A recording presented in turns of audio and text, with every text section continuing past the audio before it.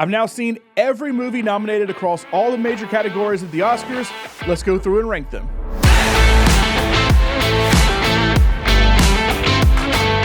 Hey everyone, John Lunsford here from the Pop Culture Life. We are closing in on the 97th Academy Awards, and I have now seen every film nominated across the major categories, which are Best Picture, Best Director, the 4 acting categories, and then Best Original and Adapted Screenplay. I've also seen all the animated films. I'll go over those. These are my rankings in each category, along with how the odds stand as of shooting this, which is February 11th. This is following the Critics' Choice and Directors and Producers Guild of America Awards. Just note, some of these odds will change as we get past the Writers Guild Awards and the BAFTAs because Oscar voting does not close until February 18th. The actual Oscars will take place on March 2nd. So let's dive in. First up, Best Picture.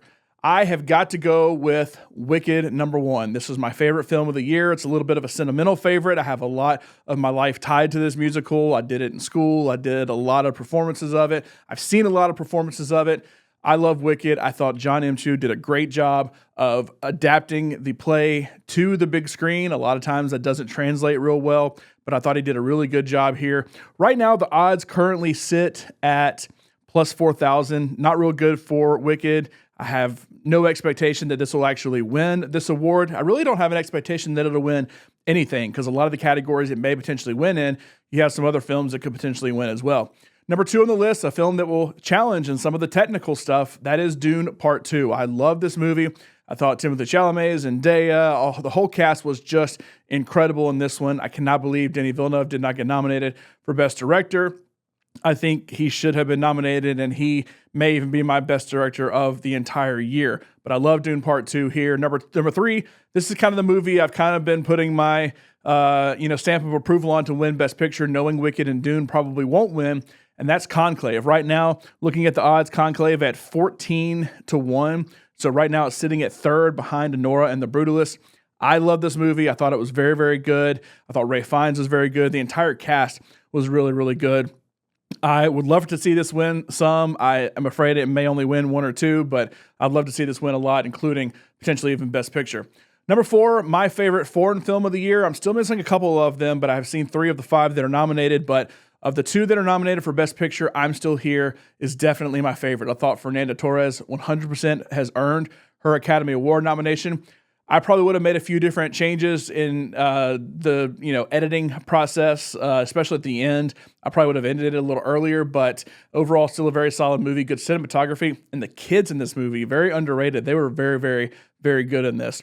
Number 5, I'm going to go with The Brutalist. The Brutalist has been the favorite for a long time, but a lot of controversy around the artificial intelligence used in it has really pushed it down.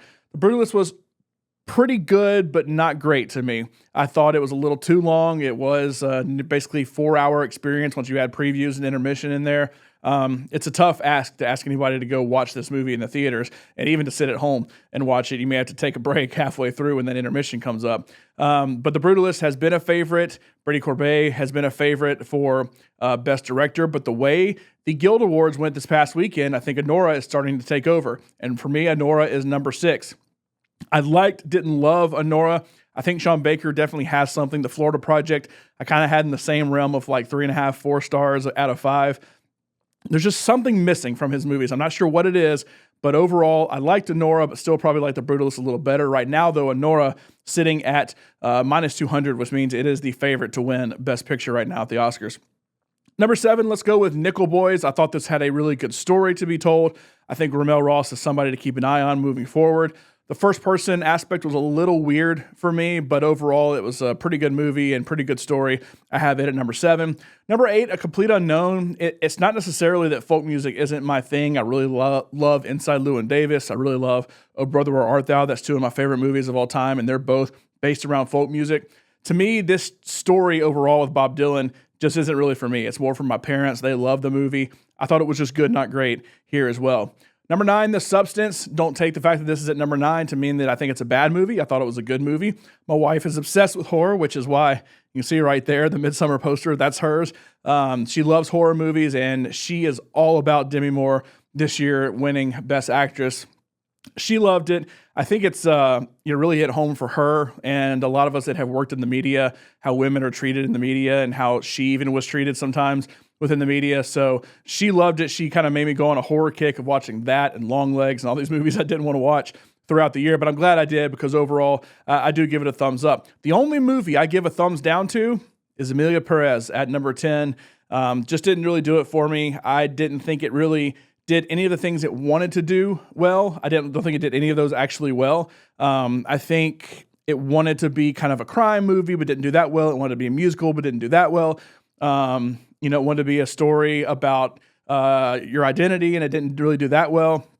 And I think it's nominated wrong in this. I think Zoe Saldana is actually the main actress in this.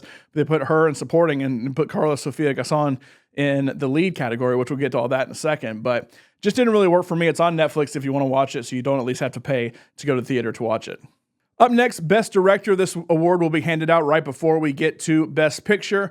Right now, the favorite is Sean Baker from Anora, and he probably would be my favorite of the 5 that are nominated. He's currently sitting at minus 175, which means he is leading. Brady Corbet was leading. I have Brady Corbet second.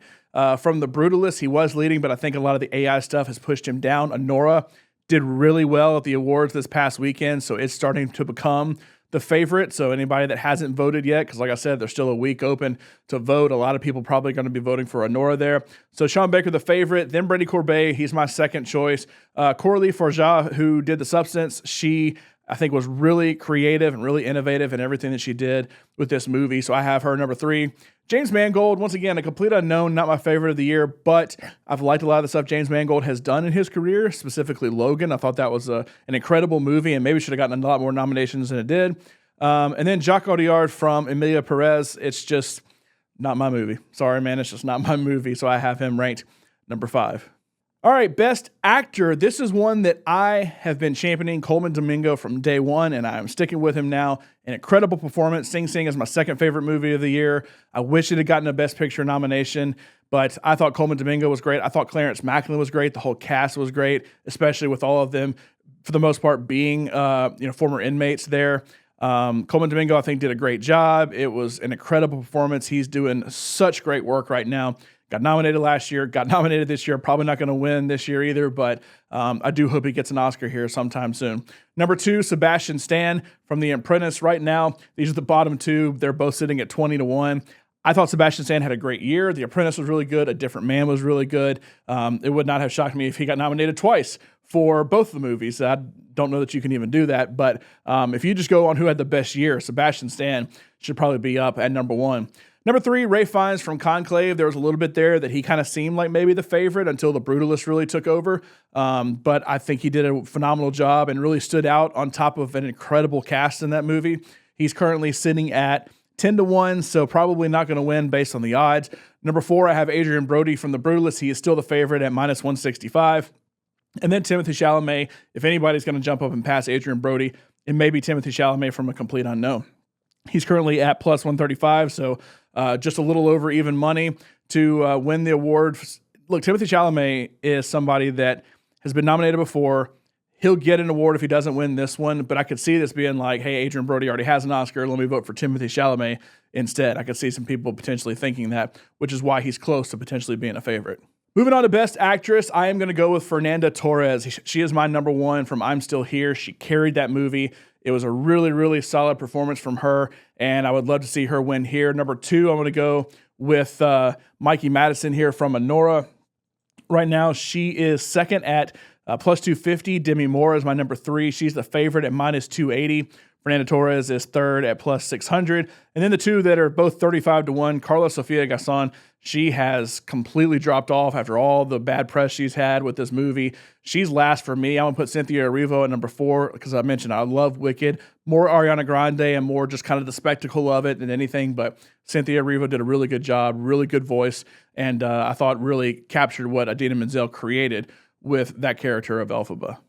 For Best Supporting Actor, I'm actually going to go with Jeremy Strong from The Apprentice. I thought he played a really good Roy Cohn. We've already seen Roy Cohn on the screen in Angels in America, and now Jeremy Strong bringing a new approach to it. I thought he did a really good job here. I'm actually going with him over Kieran Culkin. Now, Kieran Culkin will 100% win this award. He's currently sitting at minus 1,400, so don't bet money if you have the opportunity to bet because you're not going to get any return hardly on it, even though he definitely will win. Right now, number 2 is Ed Norton. He's at the bottom for me. Guy Pearce from The Brutalist is number 3. I thought he actually probably was the best actor in the movie for me personally. I thought he and Adrian Brody had a really good chemistry together, but I really liked Guy Pearce in this film. Number 4 for me is Yura Borisov from Anora. He was one that a lot of people thought might be a dark horse to jump up in there and win, but he's currently at 16-1.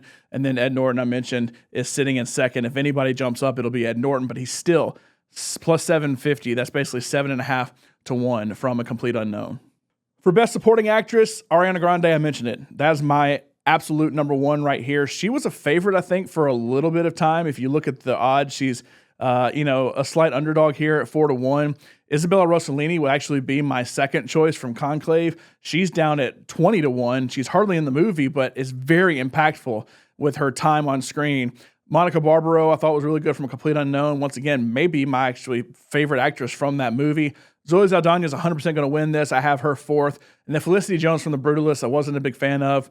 I know that movie overall is getting a lot of nominations, but I would definitely go more for Adrian Brody and Guy Pearce from that movie over her. But Zoe Saldana is going to win this one. She's at minus 750. She's 100% going to win. But I'm definitely all on Ariana Grande potentially pulling an upset here, or maybe even Isabella Rossellini. I thought she was really, really good.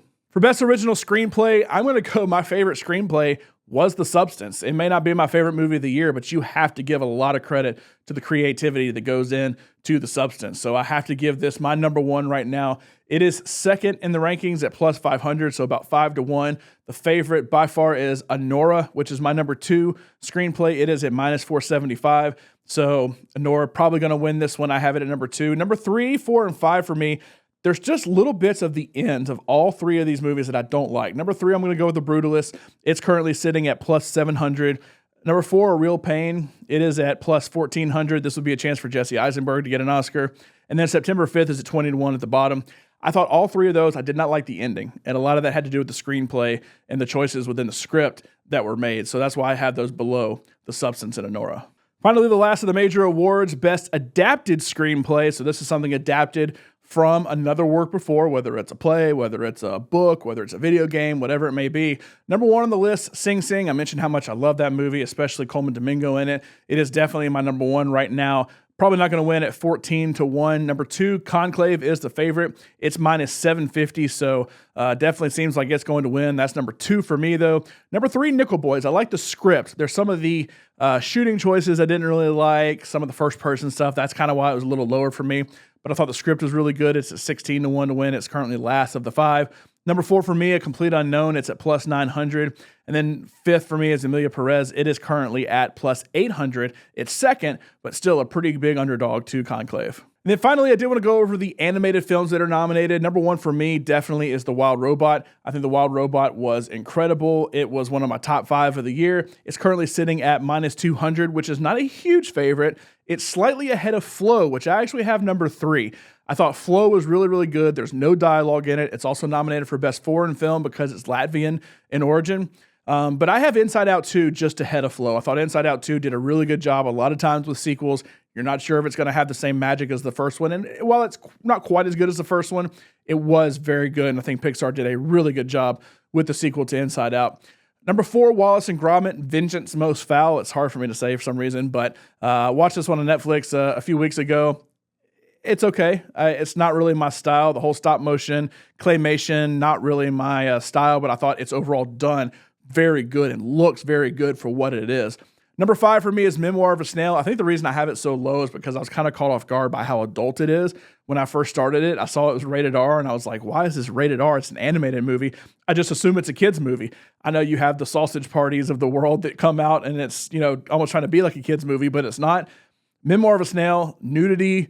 I mean, it's got weird parts of it that kind of just caught me off guard. It's not that it was bad. I still gave it overall a thumbs up, but it's just a little weird to me. So I have it 5th because I was just kind of caught off guard. So there we have it. Those are the nominees in the biggest categories at the Oscars. There's still some documentaries to watch, some shorts to watch before we get there, but these are the nominations for the big awards: Best Picture, Best Director, the acting category, screenplay categories, and Best Animated Film. Which ones did you like? How would you rank them? And who do you think will win based on the odds and based on what you have heard?